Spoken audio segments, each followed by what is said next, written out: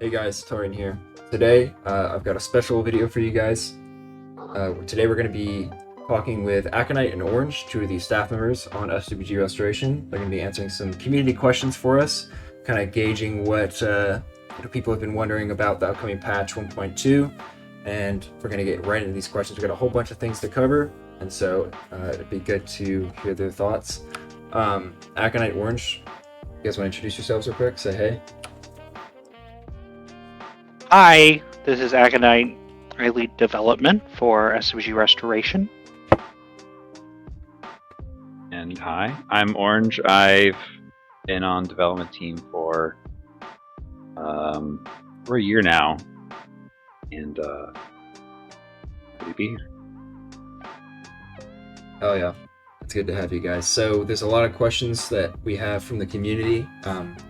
A lot of people are wondering a lot of things about Jedi, GCW, what the future is going to look like. So we're gonna get into that in a second. But first, I kind of want to get to know you guys a little better, and I'm sure some of the people watching would like to as well, and kind of talk about the last year that we just ended. So I'll start off. What do you think you guys? What drew you guys to SWG in general, and particularly this project?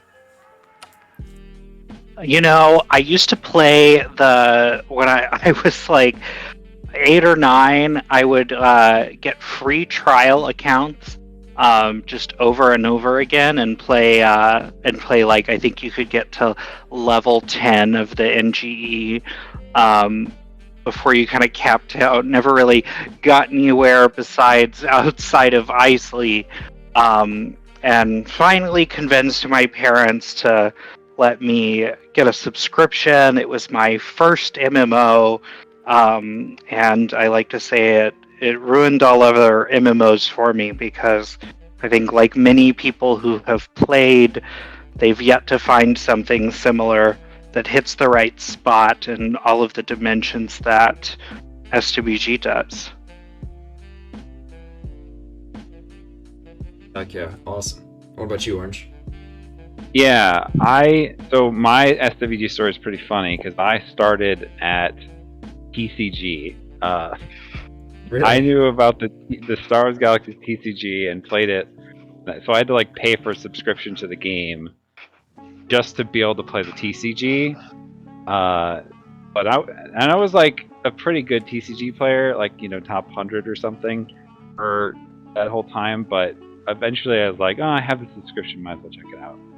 And of course, then that took over all my time, and so that was obviously pretty late in the game. But SWG has just always been it's what everybody's always wanted out of a Star Wars game, and really has just never been able to replicate anywhere. So I've come to learn more about the older portions of the game, CU and stuff, and really appreciate all the eras in that. And then Resto in particular, I think was part of your question too. Yeah. That was I became aware of the project with 1.0 and joined up to play again. We brought some IRL friends and really got deep into it again. I could just feel the pull again, and shortly after, applied for development team and kind of went from there. So I just think Resto is best of all worlds. You get working on getting all the content out, all the classes out again, but it's got the ultimate customization that I never even got to experience on live, and that's my favorite part. Awesome. Yeah, that's kind of how I found it as well. I mean, Resto really is kind of the best of both worlds in that aspect. So yeah, that's great. So aside from obviously SWG Restoration, what do you think is y'all's favorite game of all time? If obviously you can't say Resto, but besides that. I'll say I really like New World, the MMO. I like Star Wars: The Old Republic too. I think it's not something you can play forever, but the story and the art in that game is really fantastic. But like I said, I haven't played too many especially PC games, since Galaxies, because Galaxies ruined everything else for me. I would say for Star Wars games, I mean, yeah, it's very hard to beat the Old Republic. No, not the Old Republic, not the MMO. The RPG, the Knights of the Old Republic. Knights of the Old Republic. That's the one. Yeah. Hell yeah. Classic. Yeah. I mean, hard to beat. I really liked the Force Unleashed as well. That was just such a cool experiment. I feel like in storytelling, in gameplay, and like just going absolutely bonkers with the Force. And yeah. I remember I got the Force Unleashed for Christmas on Wii, and I finished it the same day I got it, and I was so pissed because I thought there was just more to it. And I was like, oh, well, okay, thanks for the game, I guess. This was entertaining for 5 hours. So, going off of that, do you think that y'all's experience with other Star Wars games influences the things that you want to do with the restoration project? That's a good question. I don't know that it influences, so to speak. I mean, like, I think we are focused on the players and providing them the best experience, and then, kind of like what makes sense tied to our story, our timeline, and the kind of new content we want to bring to the game as we marry these eras together. So I wouldn't say that any particular game has, at least in my opinion, has particularly influenced the work we're doing. Ornj, I don't know about you. What do you think? What's your muse? I think it's a soft inspiration. It's not really it's hard to compare this game to any other, as we've already talked about. But I think where I do especially feel influenced in how we work on the game is really just like the fantasy of like living in Star Wars, which is like really the core pitch of Star Wars Galaxies in the first place. Is like, how do I feel playing all these other games? What are the like things I fantasize trying to do, like use the Force, be in the war, etc. Like all these things really, they tie in, and they bring me back to like what we're all doing, what the point of it is. But it's hard to say I like, oh, I love this, and so I added this feature. Yeah, okay, I see what you mean. Yeah, I was just wondering because I know that oftentimes when people work on things, they're influenced by things that they've loved throughout their life. So I wasn't sure if that's something that had ever crossed y'all's minds. I think we're all really just trying to relive. I mean, you're interesting because you came to this game not having played live, right? We're all trying to like recreate our childhood in this game, right? Right. And kind of modernize it if needed, but really just trying to recapture that magic that we felt we played before. So Awesome. this is our big inspiration. Yeah, that makes sense. Going off of that, this game being your biggest inspiration, what do you think some of your favorite aspects of the game, and why do you think that they are your favorite aspects? Like, what part of living in the Star Wars universe is most appealing to you?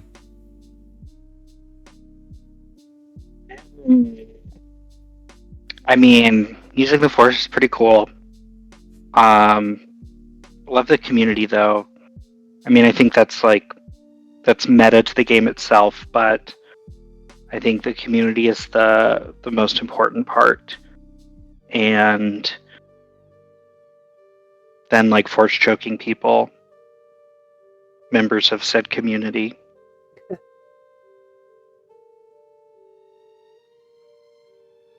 Sorry, was you were asking about this game in particular, or? Yeah, in SWG. It doesn't have to be Restus Yeah. specific. It could be from something else, but. I mean, I've really lucked out because I've really just always loved the combat system.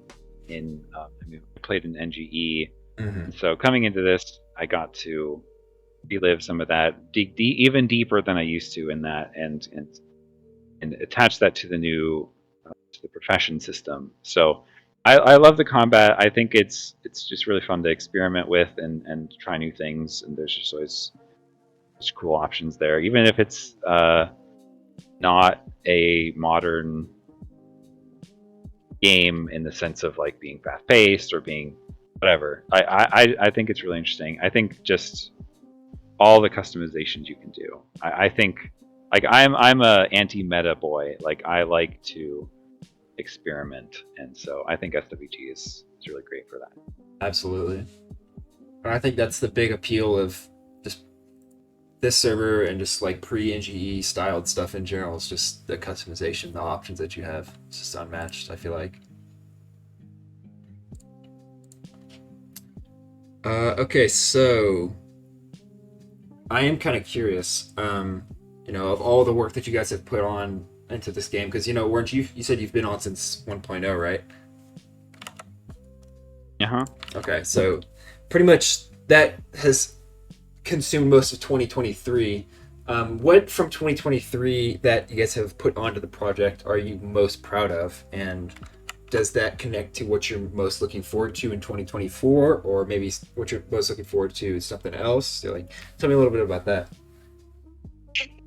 So I'll say I think not a public facing thing, but I am very proud of the team we have built and the work we have done to build infrastructure and capacity for the project to empower more developers to come onto the team and get up to speed more quickly and contribute more meaningfully. And the passionate folks we have, not just in development, but in our community team, providing support and helping coordinate events for the community and doing social media and helping make trailers and all of the amazing stuff these volunteers do is my proudest accomplishment. Building a stable team that is able to be productive, I am very proud of, and that can help deliver the game and a great experience for players. And then I'll probably steal what Ornj is going to say, but I'm also very proud of our 1.1 update. I think we did a lot to really improve the combat mechanics and where the game was, and I think we've really focused on, while also dealing with the big update of Jedi, I think we've really focused this year on getting really solid bug fixes in and trying to get the foundation of the game ready to support bigger things like our future features and, of course, the introduction of Jedi. Oh yeah. Yeah, you absolutely did steal my answer. But I'll also echo the first part. Like the infrastructure that goes behind the scenes that nobody really ever thinks about or sees is the secret sauce. I wouldn't be here if I had to like annually figure out how to do all these, like building the server and hosting things, and like if we didn't already have the documentation and expertise on the team and the tooling and all this other stuff to support the support staff, to support everything, it none of it would work, and we are really well suited for future growth and on the team and in the game through that. But yeah, obviously, like I'll echo the combat changes. I was really proud of, especially. I think that we took what the CU had and we updated it to better match player expectations. There was a lot of just like growing pains from 1.0 that I helped to clean up, and I'm really proud of just both the simplicity and complexity of the accuracy system, so to speak. The little accuracy indicator that Aconite made, that's been really great. The suit rework, none of it's ever perfect. I'm always my harshest critic, but I'm really proud of all that. I think that helped really flesh out the combat of the game. Yeah, 1.1 was definitely one of the best patches I think I've seen on the server so far. I think it went really well. There was obviously some growing pains and some bumps, but I feel like it was overall just a huge success for the server, in my opinion at least. So I'm glad that you guys are I'll also feeling good say about that. I also really enjoyed the balancing of most of our instances as they were coming out. That was one of my first real projects, getting Oh to yeah. play with combat. And, I think those have gone really well. Like I know that the ones that I have done were like a step up in difficulty that still given some people some extra challenge that they weren't ready for or used to or even a fan of. But I'm really excited to also move on to other like instance rebalancing PVE stuff. Um, Even though a lot of our time goes to angling PvPers and making them happy. Trust me, we're thinking of other things too.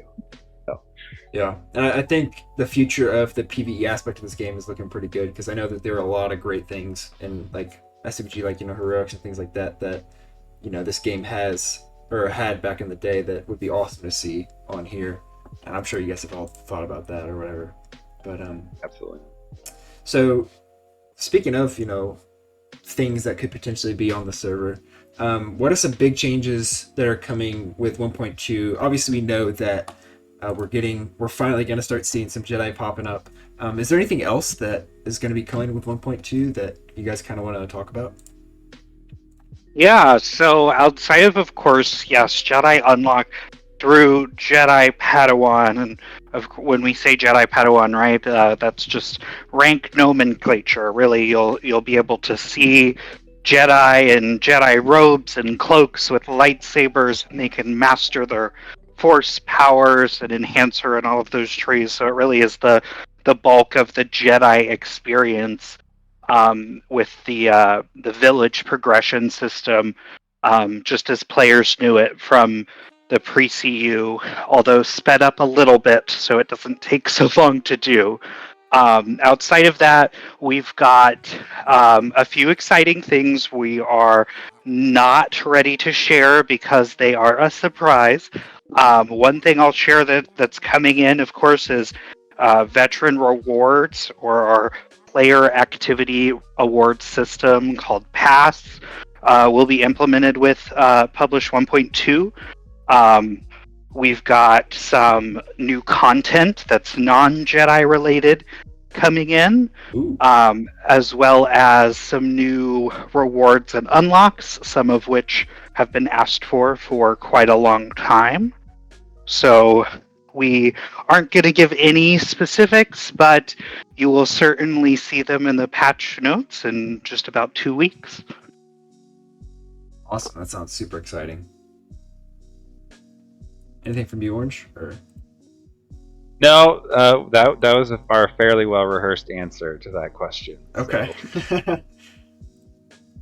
So, I kind of have a question about big things that are planned, and you may or may not be able to talk about this, but are you guys looking to add or planning to add any content from like The Mandalorian or Ahsoka or some of the new Star Wars stuff? Because I know that this game goes off of the Legends timeline, and obviously since this game is around, there's a completely new Star Wars timeline that's being worked on at the moment by the big heads over there. So what's that going to look like? Are you guys interested in bringing in some of that stuff or what?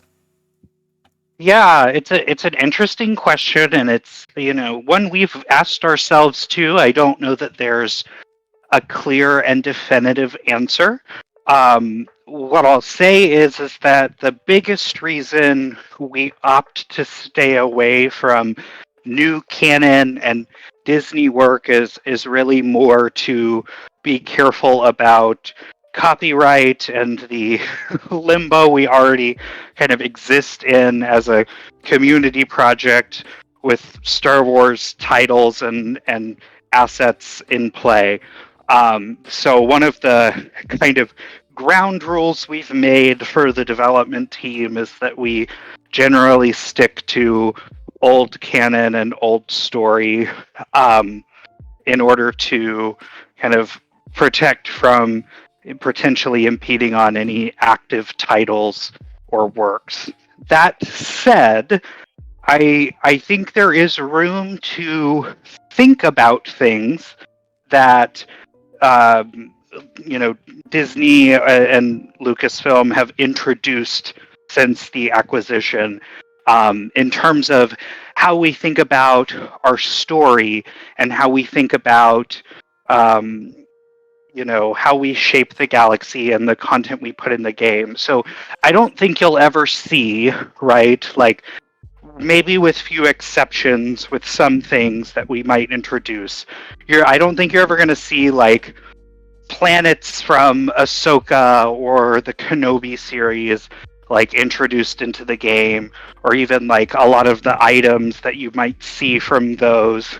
But ideas, I think we released part 4 of our developer diary on Jedi right before the first episode of Ahsoka premiered, and we did that on purpose because we were kind of making some guesses that, based on what we had heard, we were thinking that Ahsoka's storyline might actually align a lot to the way we were shifting the Jedi storyline within the Restoration server.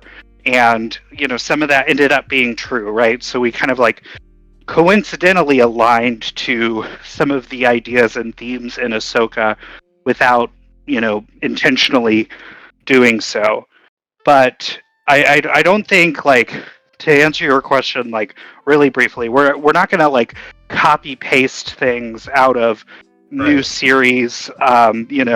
Maybe, right, like, a vehicle or a really cool weapon that's introduced, right, we might add to the game, but I don't think you'll see whole story arcs or anything like that that's based on new canon come to Restoration. Right. Maybe see like a Beskar spear or something. That'd be pretty cool. Yeah, exactly. Like, I think, one of the things related to the Mandalorian that we've talked about is like, because Beskar is so intertwined with, Mandalorian armor, which is in the game, and now we're talking about Jedi and how Beskar can protect you against a lightsaber. So there's like these questions of like, well, what does that look like in our story? And maybe we take some influence from what's seen in the Mandalorian. But I don't think we'd take like whole episodes or content or build off of like their storylines and like expand it or anything like that. Okay, cool. Absolutely. I mean, that makes total sense.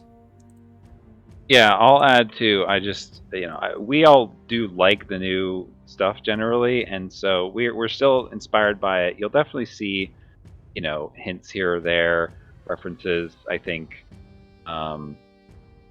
just because that's our Star Wars right now. But I also, I grew up a Star Wars nerd. I love all the old Tales of the Jedi comics, and obviously we talked about like Knights of the Old Republic, all these kinds of things that have always influenced Star Wars and have more direct impact on the original Star Wars galaxies. So really, we're trying to, we're just trying to make ourselves happy, and I think that's going to make a lot of other people happy too, with just the kinds of things that we all love from Star Wars. So. Okay. I'll throw it out there. There is something from new canon in this update. What it is, you'll just have to wait and see. Very cool. Okay. The only thing that I've seen in game that I think I've seen from kind of the newer age of Star Wars is I know there's a very particular shady looking pirate on Endor Smuggler's Smuggler Outpost. Aside from that, I haven't really seen anything else. I have no idea what you're talking about. Okay. But I'm sure that person would never admit to being part of new canon. Of course. And that's a fine, upstanding businessman. That's not a shady pirate. I don't know what you're talking about. Absolutely. He's a businessman, first and foremost. Okay, cool. Well, that answers a lot of questions, I think, about a lot of these things. So I kind of want to shift the conversation more towards my battle space and what I'm more familiar with and get some of y'all's opinions about this. But particularly things involving the Galactic Civil War and the PvP aspect of the game, because we've got a good bit of questions about those here, actually, that people are wondering about. That I think you guys could shed some light on. So I guess I'll start off just kind of like asking you guys, obviously 1.1 was a huge update. We got officer ranks, we got all these buffs, bases were reworked, the zone control systems were reworked, and there's been a lot of, ups and downs with that whole system. But I think it's in a pretty good place now, and I hope you guys do too. But what does the future of GCW and PvP look like? Like, what's coming next? Obviously, we have Jedi, which is going to be a huge PvP thing, Jedi versus bounty hunters. But as far as GCW stuff goes, what's that look like? Yeah, so the first thing I want to say is like we hear you. We are not oblivious to the feedback that has come in about GCW, the control system, factional presence. We hear you. We know it needs adjustment. It is just a matter of timelines. So what we can talk about for sure is we have some tentative plans, and then we have some kind of longer term goals. So as far as our tentative plans, I'm going to let Ornj talk about them, but they're basically are what we're thinking about doing within the next few months to address the most immediate problems that we've seen. So this will be within the next few months after Publish 1.2. And then we also have some kind of bigger picture ideas that build on those, that I'll talk a little bit more about. But Ornj, do you want to share a little bit more about our preliminary plans for addressing some of the GCW issues and how we're building on the systems we have? Yeah, sure. So like I said, we recognize the issues. We also recognize the strengths. I think especially in the last month or so, we've seen that people can come together and really have a good time with the open world PvP and the system that we've created with 1.1. So we don't want to take away that core gameplay loop, but obviously from the beginning, even this is something we didn't really foresee being as much of an issue as it was, but it's very clear now that the factional presence system is going to go away. It's getting reworked. There's just too many negative incentives for getting a group standing around AFK flipping its own.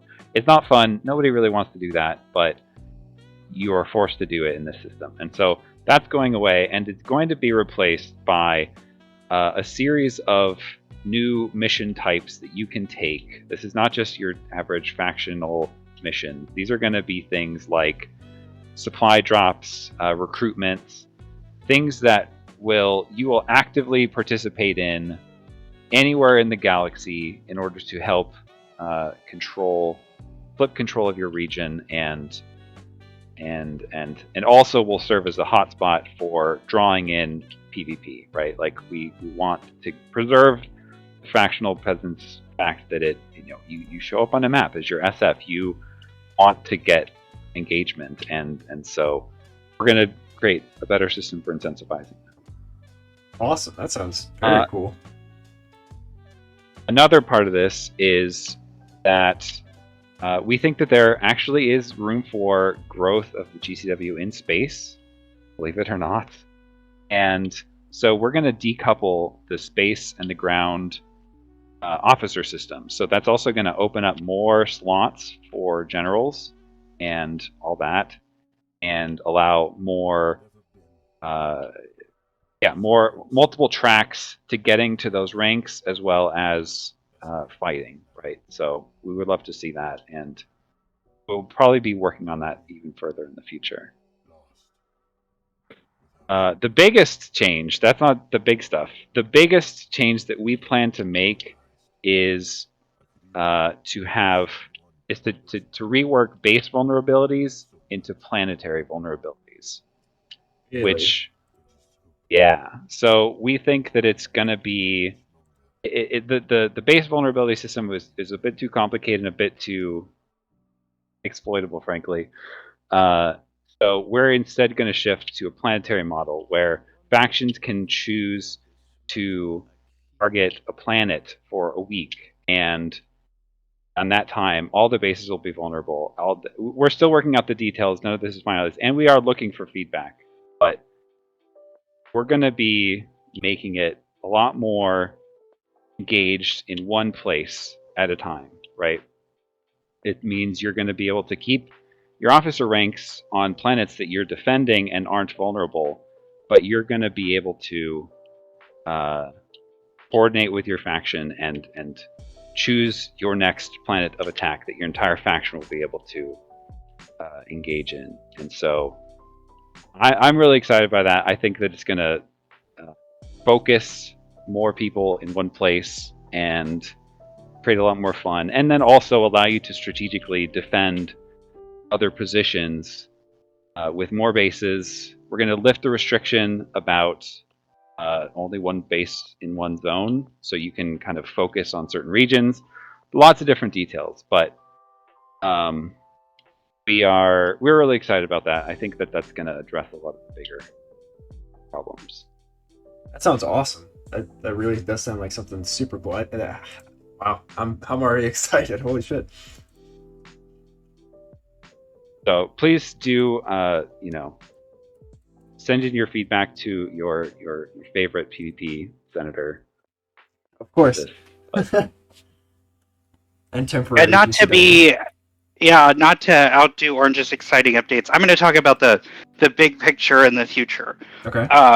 So Ornj talked about decoupling ground and space from one another, and one of the reasons we're doing that is because part of the feedback we've heard is that we need to provide more slots for people to rank up so that there's more opportunity for advancement to the higher ranks. Totally heard, agreed. We're counterbalancing that, right, with the need to also still restrict ranks to adhere to the vision of our system. And I think as we've talked about in the design of the GCW, part of the point of the officer rank system is to be a counterbalance to the force ranking system, or FRS, that will be implemented with Jedi. So what we're looking at doing instead of just adding more slots, so there are 4 generals per planet, we're going to increase the number of verticals that you can advance through. And what we mean by that is that instead of there just being, for example, with the Empire, the Imperial Army and the Imperial Navy, as we have now, we're looking to also implement the Imperial Intelligence Bureau and the Imperial Government Infrastructure and the Rebel equivalents. So there will be other ways and other means that might be more PvE or roleplay centric to advance through the ranks. So this will tie into both our new planetary government system that gives governors control over different aspects of life on the planets they run. And they can become a Grand Moff, which would be a general equivalent, as well as opportunities to advance through the Intelligence Bureau and have missions relating to intercepting communications, puzzles, all sorts of different challenges around intelligence and what the other faction is doing. So instead of just, I shoot things on the ground or I shoot things in space, there's going to be 2 more ways to advance up in the ranks, and the ranks will hold equivalency. So you'll have, a Grand Moff. If on the government side, you'd have an admiral in space and a general in the army, and they'll have equivalent perks and status, but different different titles because they were promoted through different means.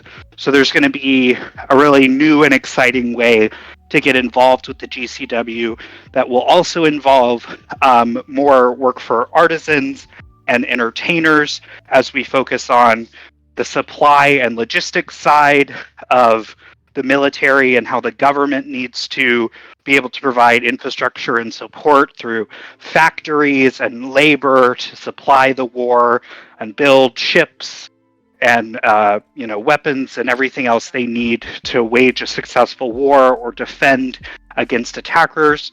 And that's going to bring us into another exciting thing we're going to be working on, which is the ability to construct custom bases. So instead of just dropping the 1 to 5 different ranked templates of bases that we have now, you'll actually be able to construct bases out of kits of parts, basically. So maybe there's 3 or 5 different tiers of walls you could upgrade to build around a base. You place your own turrets, mines, vehicles, really, really embracing the custom side that Star Wars Galaxies is known for when it comes to decorating, but on a higher level, allowing players to build their own bases.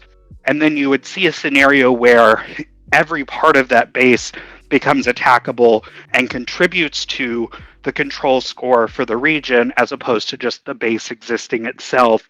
So you're incentivized to actually attack and destroy the whole thing and defend the whole thing. Make repairs. Of course, you'll need that logistics side to repair things or to build things in general, to have the right parts at the right time. So that's a lot of what we're looking at.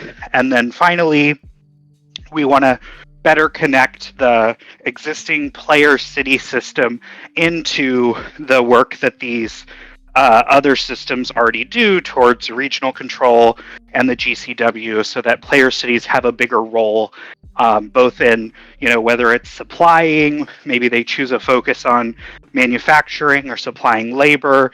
We have already on the roadmap a lot of work to expand the city systems in terms of their specializations and being able to militarize city zones, maybe being able to lock a city zone into a PvP only city. We're looking at lots of different things to do to kind of integrate those systems so they live together and build on one another. So that's not coming soon, but is on the longer term roadmap over the next year. We'll be looking to build that out into the game as well. Wow, that is a lot. That is not at all what I would have expected. That sounds very awesome. That is definitely something to look forward to. Yeah, you got some scoops in your AMA. How about that? Yeah, man. Wow, these are some bombs, dude. I was not expecting. That's awesome. The one thing I am kind of curious about that wasn't mentioned, that is a kind of a big deal with GCW, is Restus. I know a lot of people are wondering about Restus. Is there anything that you guys can tell me about Restus in the future, like when that's coming, what that priority looks like? Yeah, so Restus will come out in 2024. In late June to early July, we'll be introducing our new seasons system called Parsecs. Parsecs will represent basically a 6-month window of game activity. And within each parsec, so theoretically running the first 6 months and then the second 6 months of the year, we'll release a new quest line or content area. We'll maybe have collections or tasks that are related to that specific parsec cycle. And then with that parsec cycle, we'll also reset the soon-to-be introduced GCW leaderboards, as well as the FRS and the GCW control systems for the planetary control game. So we're going to move to kind of a biannual seasonality structure. And when we introduce that first parsec, Restus will be launched with that.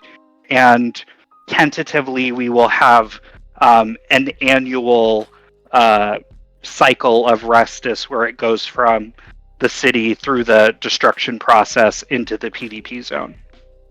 Awesome. Very cool. Okay, I'm sure a lot of people will be excited about that. I know Restus is one of the most exciting GCW and PvP events that can happen on SWG server, so that's great to hear. Ornj, do you have anything you want to say about Restus, or did he pretty much cover it all for you? No, yeah, he covered it. I'm really excited about the parsec system. I think it's going to be. I mean, this is something that a lot of games have learned is that you want to have tighter loops of gameplay resets, uh, gates that you can work towards to get highest rank or whatever. There's a lot of details to work out about this. The leaderboards will come with prizes and so on and so forth. So I think that's going to bring a lot of new life, and it's not just going to be like 6 months and that's it. I think we're going to have some tighter loops in there as well, as we already do, like with the weekly reset. So lots to come from there, but I think that's going to bring a lot of life to the officer rank system and the FRS in the future. Of course, awesome, and wow. Okay, I'm super excited. So you mentioned FRS, and that is a perfect segue into actually something else that I was wondering about, is some more Jedi related stuff.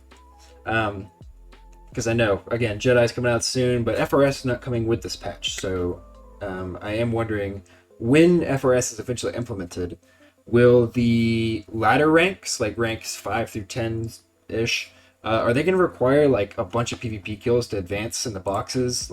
And I know people are wondering about that. Not necessarily. So you'll recall from our developer diary, part 4, where we talk about the order, which replaces the kind of conventional dark and light FRS. There will only be one, and as we mentioned, the ranking system and how players rank up will be governed by the players, by the order itself. So if the order chooses to value PvP deaths as a means to who should rank up and how, then sure. If it should be a more diplomatic path, then that's what will happen instead.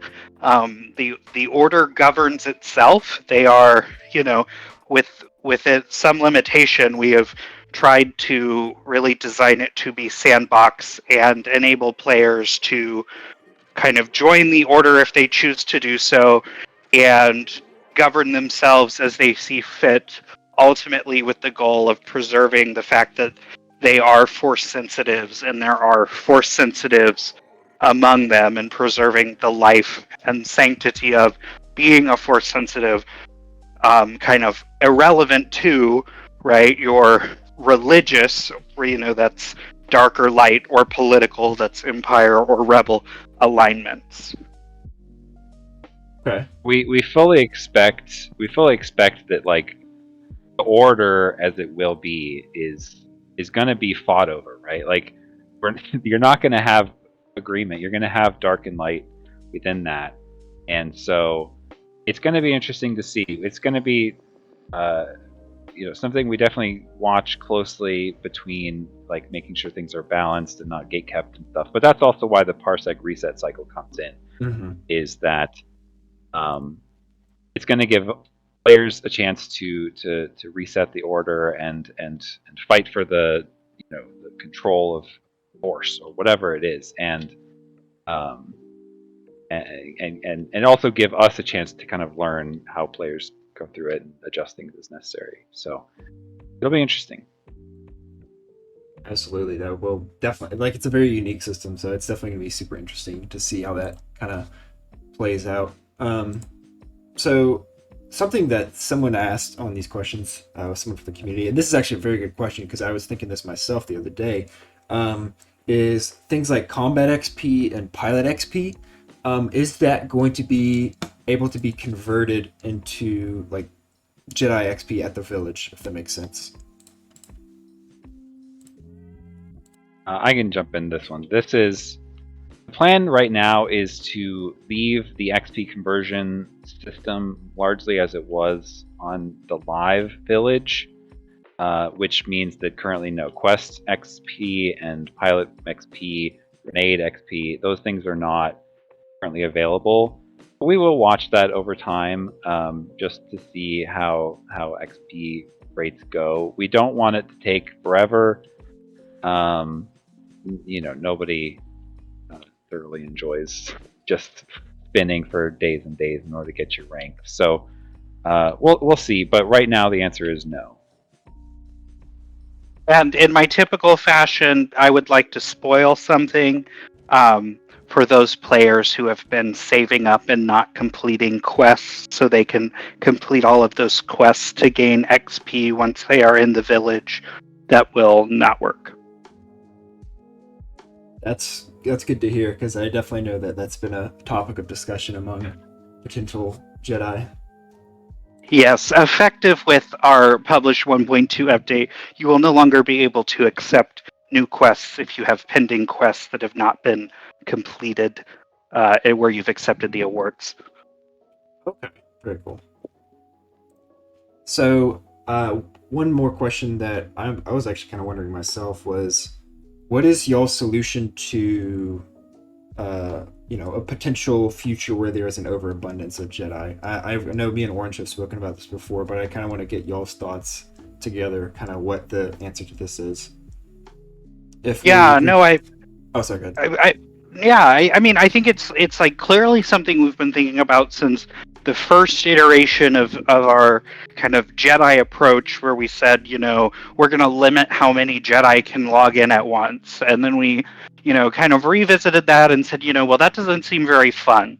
So, let's make sure we design the visibility system with, the idea of population control in mind.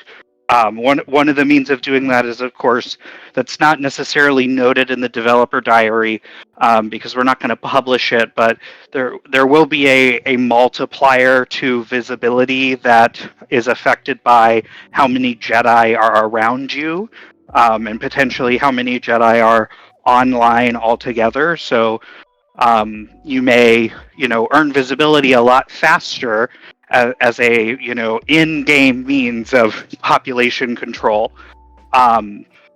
The ghost system, of course, is another way, because I don't know how advertised this is, right? But only Jedi can see ghosts. So if you aren't a Jedi, you won't even see the player there if they're logged in while they're a ghost. And ghosts have some cool roles to play in the game that you'll see implemented kind of later on and in the patch notes. But we think between visibility and the ghost system basically putting people in timeout, there should be enough automatic culling of the population. But that's not to say, right, we aren't going to pay attention to it. I know I shared the statistic in Discord a few days ago that as of right now, about half of the active accounts playing the game have unlocked and are able to go to the village once 1.2 releases, right? Which would potentially mean, it'll take 6 weeks to get through the village, but after that, that's potentially 50% of the server running around as Jedi. Not great. But, also the galaxy is a big place, so maybe that's fine. I think we are trying to hold judgment and kind of design flexible systems that give us the ability to tweak as we go. Because, as we've said, we do want to keep things realistic. We don't want, a Jedi joining into a battle at one point in time is one thing, but Jedi just running around killing everything with lightsabers is not how the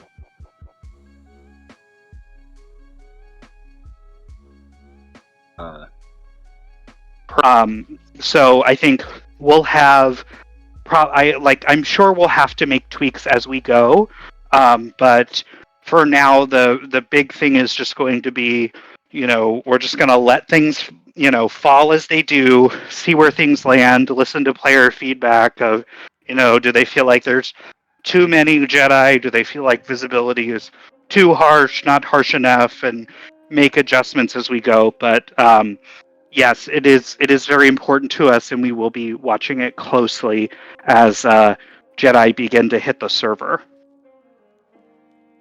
Okay, Yeah, cool. I wanna jump in and reiterate this in a slightly different way as well. Like, if you really just look at Restoration's entire history and all the developer diaries we've been putting out about Jedi, we share the same goal as I think most people that join the server.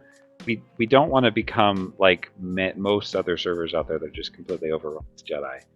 And this is our number one goal. Everything that we're doing aligns to this, right? The mechanics, all these new custom mechanics are purpose built for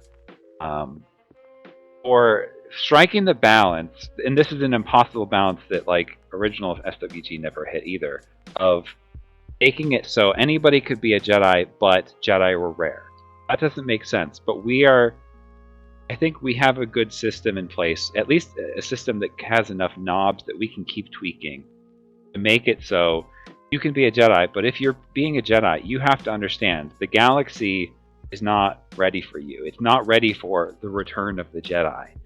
You are in hiding, and you can't just go running around waving your glow stick without consequences, right? Right. We completely tailored the story to this as well, right? Like, we've introduced this whole faction of people whose sole purpose is the eradication of anything resembling the Jedi. We have brought in the Inquisition to help with this, right? And I think that it's going to make for a really, like, we all just want to live in Star Wars in this time period, and we know that there's not just supposed to be Jedi everywhere. So this is our number one goal. We're doing everything we can, and we'll continue to adjust things because I think we all share the same goal. If you want Jedi everywhere, the door to Star Wars: The Old Republic is right there. Okay, yeah, I think that answers that question really well because I know we have spoken about that a lot, but I know that that's something that I constantly hear people kind of be worried about whenever the topic of PvP and Jedi and just Jedi in general kind of brought into the question. But okay, that's good to hear. That's awesome. And that's all the questions that I think I have. I mean, we're getting close to an hour here. Is there anything that we haven't talked about that you guys would like to kind of get out there? Maybe just before 1.2 comes out, some things you want to fill us in on, maybe another spoiler, who knows? No. Is that not good enough? No, it's No, great. You've no. given us so much. I mean, way more than honestly I expected. I'm very appreciative of you guys sharing this stuff. So I'm sure other people that have been, that the people that ask these questions would be very thankful. So that's awesome. It's really good stuff to hear. No, I appreciate the questions. I think that the best is in store for Resto. I'm still really excited, even after a year of trauma. And it's like as I adjust becoming to the team and joining. I think we hopefully that this gives you a sense of like we care about the game. We really want to make it the game that we all want to play, even more so than it is today. And so. Good things are coming. Stick around. Awesome. Well, guys, that's all we got here. Again, thank you, Aconite and Ornj, for sitting down with me to go over this stuff and go over these community questions. Again, guys, play Restoration. Play 1.2. It's going to be awesome. It's going to be a lot of fun. I'm looking forward to it as both a Jedi, somebody that's incited, somebody that wants to do bounty hunting. Like, it's going to be awesome. So that's all I've got. And if you guys don't have anything else, then I think we can call it here and say, may the Force be with everybody that's watching.